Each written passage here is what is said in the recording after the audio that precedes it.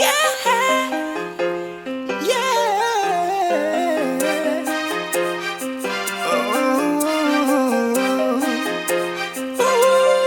akşam bizimki Günlüğüyle aşka vardın içi Dinle bizimki sen bilen bile Şehirimizi yandan açın Ay ay ay ay ay ay ay Saylanıp duruluğumu beylekilerden Balamın bir hili öyküsü var menin Bu akşam öykükini saklama gönlümde Aynacak şehirimizi tut ellerimde Aynı yanlı koçalar hem koçaların çöresi Her kimin isteyemin kiyalı uluk münesi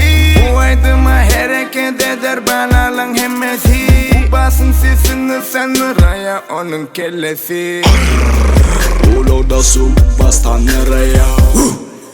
Seperti aynı diyarlara ya Balam uluğa seredi ve saçın idaraya Seredemem öde gidip duruluğa Hareketim beni getiriyor Hani tayini tapa Uluk bolonu hapa Havamen rap hapa Yengemizin gitti uluk içindeki aydıma Ne mulaydım? Okay, SAP Bu akşam bizimki Günlüğüyle aşka vardın içi Dinle bizimki sen bilen bile Şehirimizi yandan açın Ay ay ay ay ay ay ay Bu akşam bizimki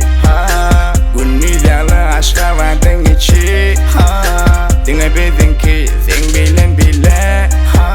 Şehirimizi yandan açın Ay ay ay ay ay ay ay Okey, men uluğumun kapitani Bana yolcu gerektiğine bir cesani Açan liliği bugün sen asmanı Neçe aylan sağamaz güzel aşka vardı Aynı yanlı koçalar hem koçaların çöresi Her kimin isteyemin kiyalı uluk münesi Bu aydıma hareket eder banalan hemmesi Bu basın sesini sen raya onun kellesi Hava saylan ya hamalı bir mi benze belli Bir mi benze belli Yeah bir tay bir şeyler mi Uluk ötçede hemmeleri belli Hey you Okay give you so respect me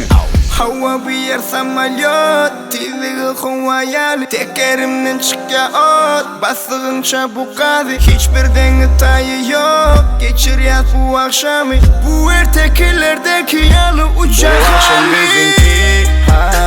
Günlüğüyle aşka vardın içi Dinle bizimki sen bilen bile Şehirimizi yandan açın Ay ay ay ay ay ay ay Bu akşam bizimki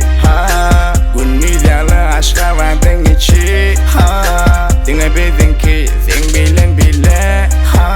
Şehirimizi yandan açın Ay ay ay ay ay ay ay